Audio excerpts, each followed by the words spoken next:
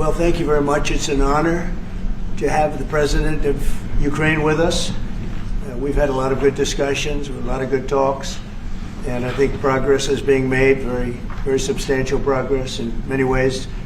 We had a good meeting, as you know, just a short while ago with the president of Russia, and I think there's a possibility that something could come out of it, and today's meeting is very important. We have, I guess, the seven very powerful leaders from Europe, and we're going to be meeting with them right after this meeting, and thank you very much for being here. Thank you so much, Mr. President.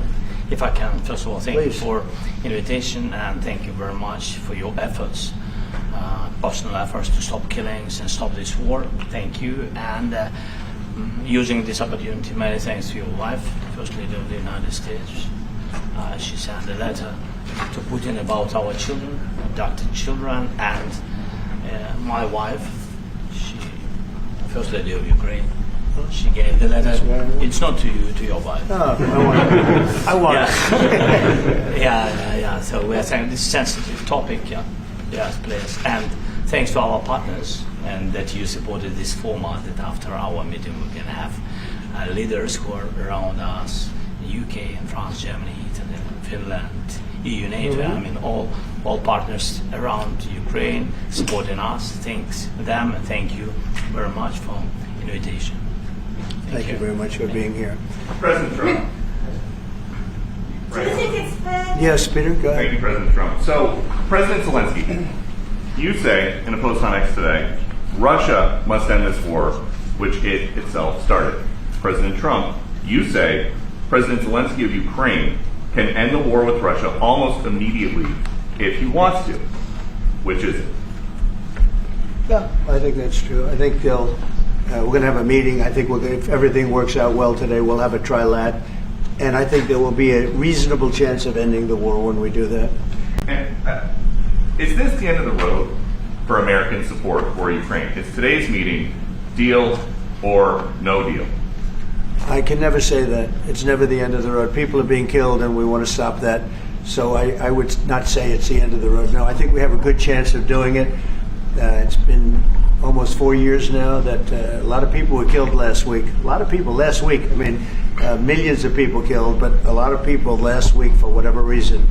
A big number, a lot of soldiers, on both sides. And I know the president, I know myself, and I believe Vladimir Putin wants to see it ended. And as you met with Putin on Friday, today you've got President Zelensky here. As you listen to Russia and Ukraine, which side has the better cards? Right? Well, I don't want to say that. I'm just here to be. Look, this isn't my war. This is Joe Biden's war. He's the one that had a lot to do with this happening, and we want to get it ended. And we want it to end good for everybody. We want it to end good. The people of Ukraine have suffered incredibly. President Zelensky, are you prepared to keep sending Ukrainian troops to their deaths for another couple years, or are you going to agree to redraw the maps?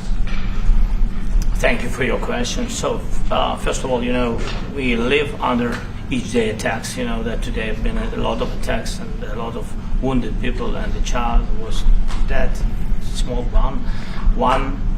one year and a half.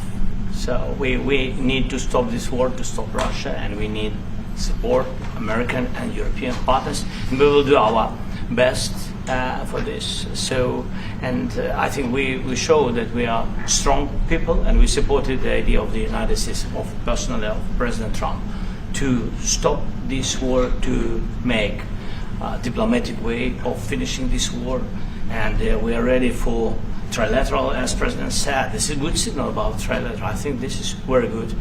Thank you. Mr. President,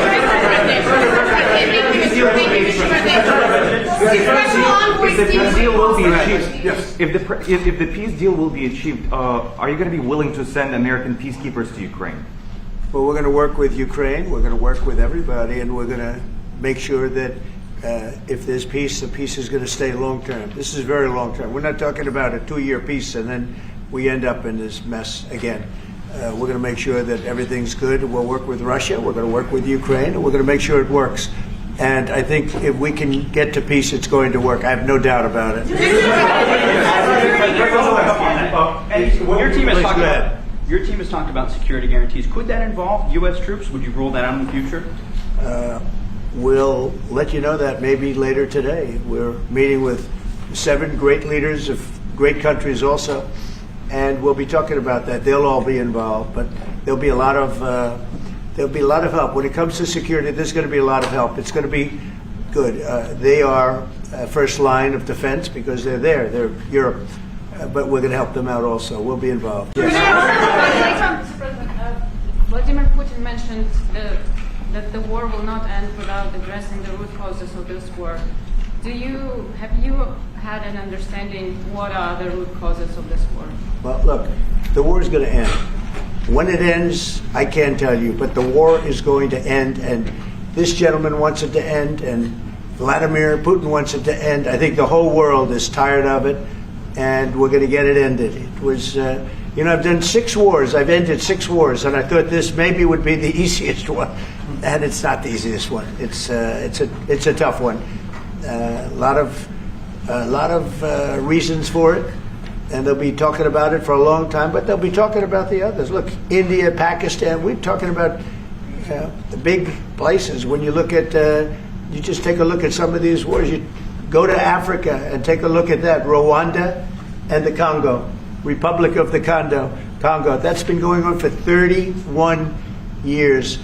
And so we've done a total of 6, and we really have 6, not including the fact that we obliterated, and it turned out to be a total obliteration, the nuclear, as you said, the future nuclear capability of Iran.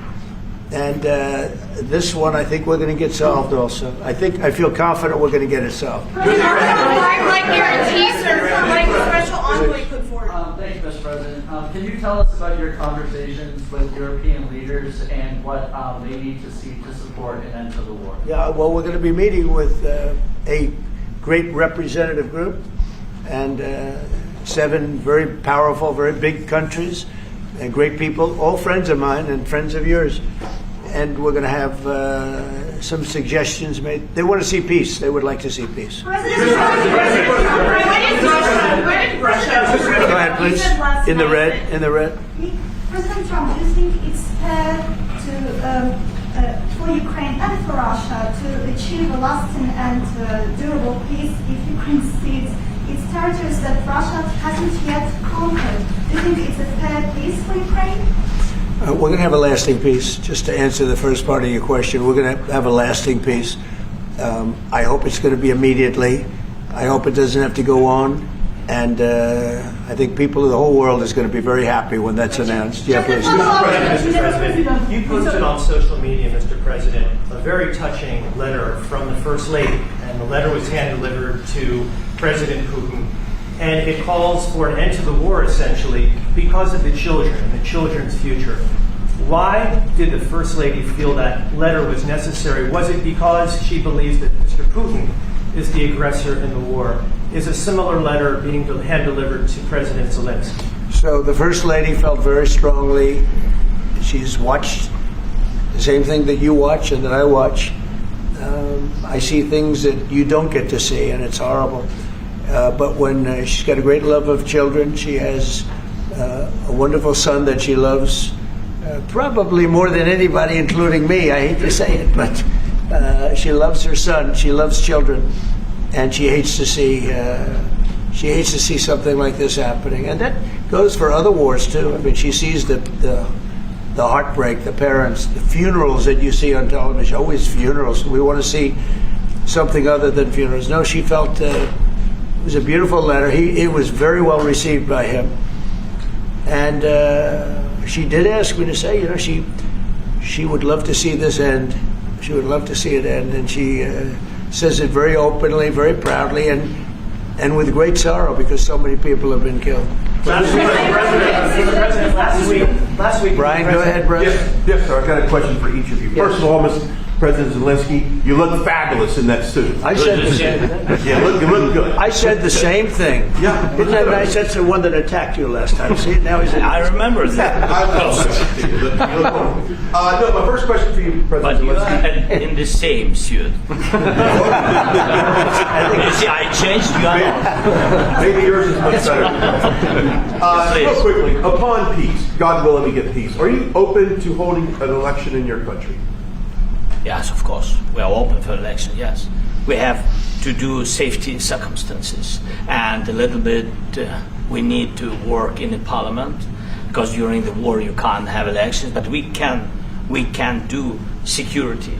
We need, maybe, how to say, we need a truth, yes, everywhere, in the battlefield, in the sky, in the sea, yeah, to make possible for people to do democratic, open, legal elections. So you say during the war you can't have elections.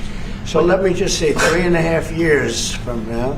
So you mean if we happen to be in a war with somebody, no more elections? Oh, that's good. I wonder what the fake. You like this idea? Yeah, No. Speaking of news, I got a question for you. This sounds insane for me even to ask this, but do you think the American media really doesn't even want a peace deal? Because they've been so critical of you every step of the way as you lead the charge for peace. It's an amazing phenomenon. I said that if in the settlement you got Moscow, St. Petersburg, and thousands of miles around them, they would say, I made a bad deal. The level of hatred and animosity is incredible. Not with all. I mean, we have great people up here. We also have terrible people up there that I think are told what to say. But, in solving all of these wars, they don't even write about it. I saw major wars. I saw wars that have been going on for 31, 35, and 37, and a couple of quicker ones. One that was going to go into a full-blown deal very quickly. You know what the one I'm talking about. It was a big one. But they don't even write about that. No matter what I do, no matter what, and this is not anything to do with you. It's probably to your advantage in a certain way. But no matter what I do, no matter what deal I make, from my standpoint, you'll come out good. Maybe President Putin will come out good. But they'll say, Trump was absolutely horrible. It's just that, and I've lived with that for a long time. I've lived with it since just before the first election. I used to get great publicity. Now I get the worst publicity anyone's ever gotten in office, but I won in a landslide, so that people understand. They're the only ones that count, ultimately. But I've also had great reporters. I've had journalists that are very good. But it's very sad when you do the right thing. As an example, they said, because of the fact that Vladimir Putin came to American soil, this was a tremendous defeat for Donald Trump. No, it was really wonderful that he did it. It was a hard thing for him to do, to be honest with you. It was the opposite of what they said, but they said it. Now, if he didn't come, they'd say that was also bad for Trump. There's no way. And there's just a great dishonesty of the press, and I think that's why it's lost its credibility. Its credibility is at an all-time low. We have a thing going on right now in D.C. We went from the most unsafe place anywhere to a place that now friends are calling me up, Democrats are calling me up, and they're saying, sir, I want to thank you. My wife and I went out to dinner last night for the first time in 4 years, and Washington, D.C. is safe, and you did that in 4 days. I'll tell you, it's safe. I had another friend of mine, he has a son who's a great golfer, he's on tour, and he came in fourth yesterday in the big tournament where Scotty Scheffler made the great shot, and he said his son is going to dinner in Washington, D.C. tonight. I said, would you have allowed that to happen a year ago? He said, no way, no way. He said, what you've done is incredible. And I think the people realize it. But the press says, he's a dictator, he's trying to take over. No, all I want is security for our people. But people that haven't gone out to dinner in Washington, D.C. in 2 years are going out to dinner. And the restaurants the last 2 days were busier than they've been in a long time. Thank you. I walked around yesterday with MTG. If you can walk around with DC with MTG and not be attacked, the city is safe. Yes. Thank you, Mr. President. Last week you warned of what you called severe consequences if a 30-day ceasefire or any type of ceasefire were not agreed to by Russia. Will there be severe consequences? Does that change because of I don't think you need a ceasefire. You know, if you look at the 6 deals that I settled this year, they were all at war. I didn't do any ceasefires. And I know that it might be good to have, but I can also understand strategically why, well, you know, one country or the other wouldn't want it. You have a ceasefire and they rebuild and rebuild and rebuild, and, you know, maybe they don't want that. But if you look at the 6 deals that we made peace and you know, long-term, long-running wars, I didn't do any ceasefires. Would I like the concept. You know, I like the concept of a ceasefire for one reason, because you'd stop killing people immediately, as opposed to in 2 weeks or 1 week or whatever it takes. But we can work a deal where we're working on a peace deal while they're fighting. They have to fight. I wish they could stop. I'd like them to stop. But strategically, that could be a disadvantage for one side or the other. But all of these deals I made without even the mention of the words ceasefire. Can you explain the decision to offer Ukraine Article 5-like security guarantees, but stop short of pushing for their full membership? Yeah, well, we haven't done anything on that yet. If you look back and you go back long before President Putin, it was always a statement that they would never allow Ukraine into NATO. So that was a statement that was made, but we haven't discussed any of that yet. We're going to be discussing it today, but we will give them very good protection, very good security. That's part of it. And the people that are waiting for us, they are, I think they're very like-minded. They want to help out also.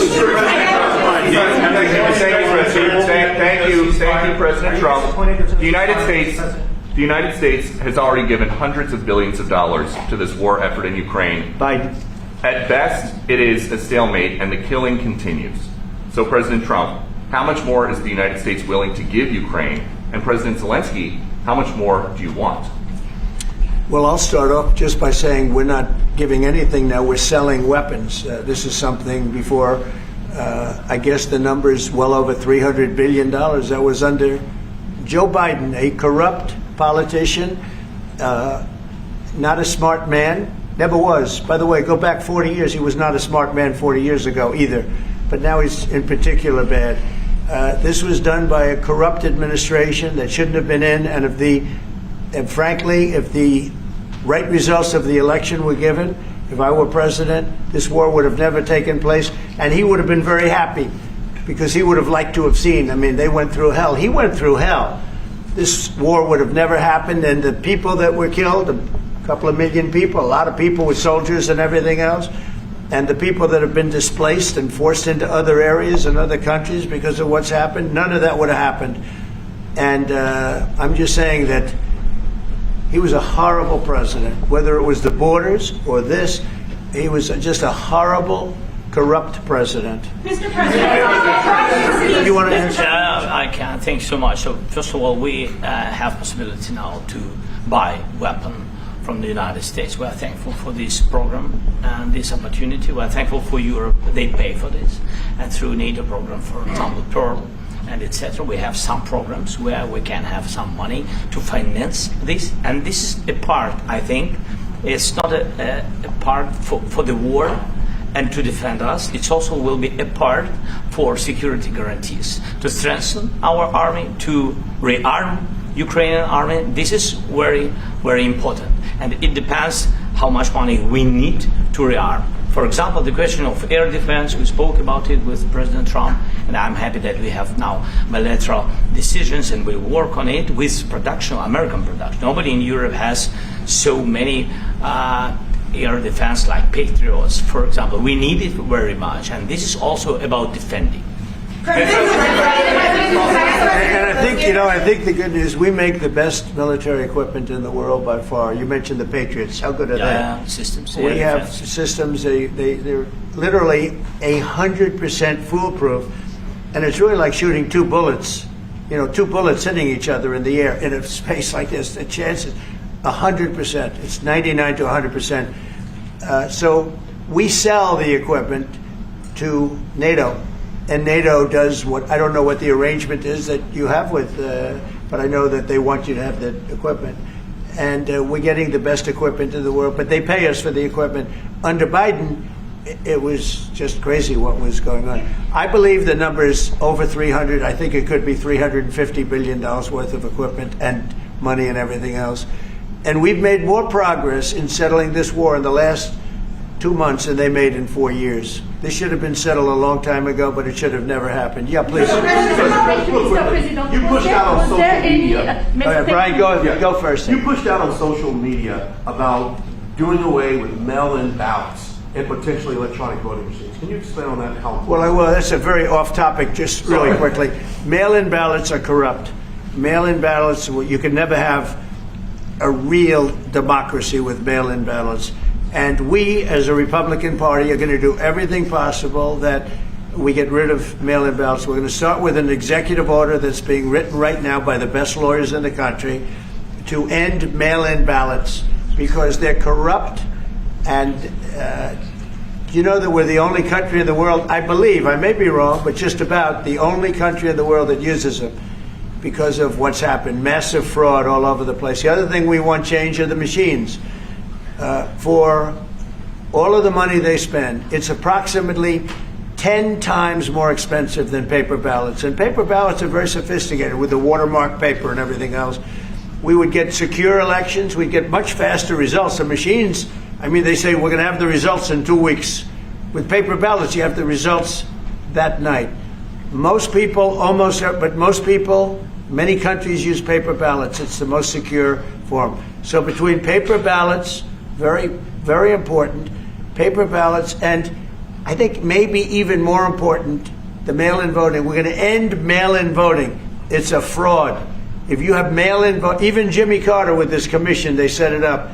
He said the one thing about mail-in voting, you will never have an honest election if you have mail-in. And it's time that the Republicans get tough and stop it because the Democrats want it. It's the only way they can get elected. Because with men and women's sports and with transgender for everybody and open borders and all of the horrible things, and now the new thing is they love crime.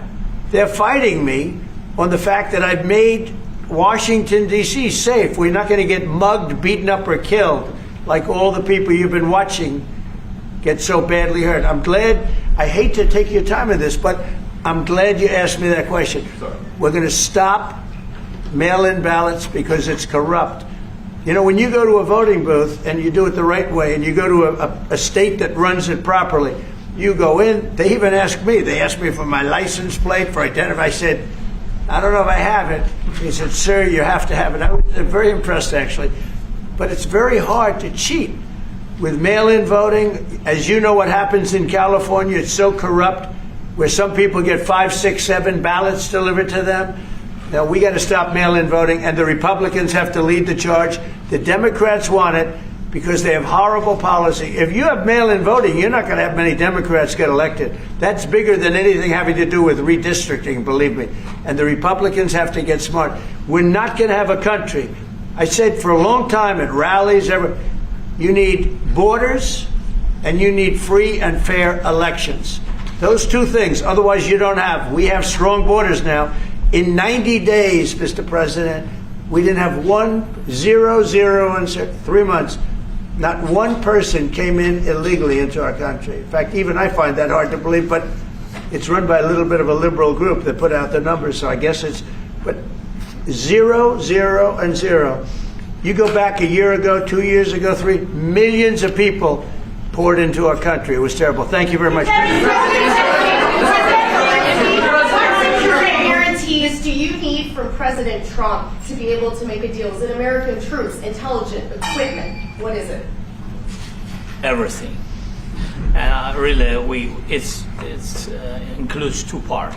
First, strong Ukrainian army. That's what I began to discuss with your colleagues.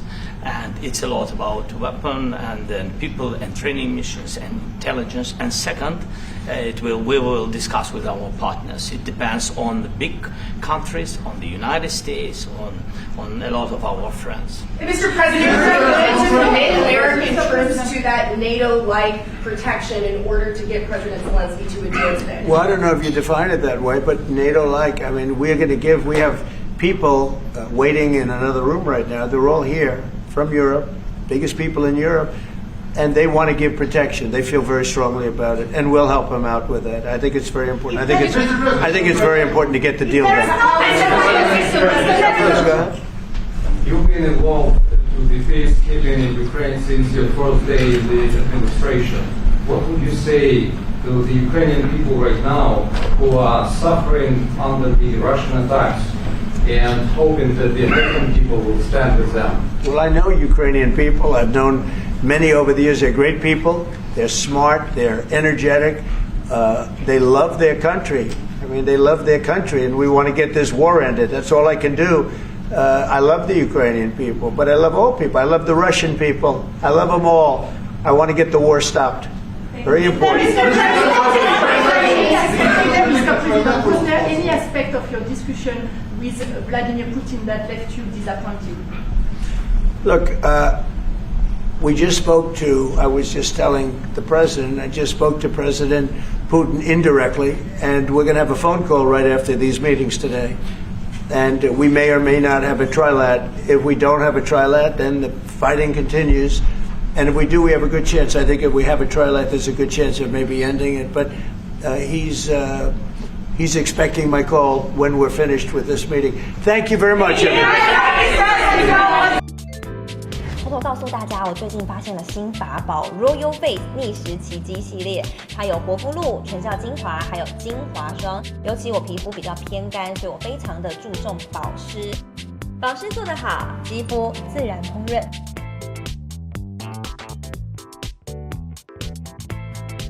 提亮肤色更年轻，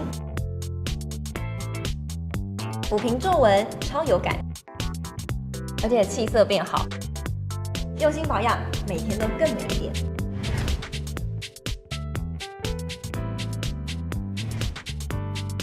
美吧！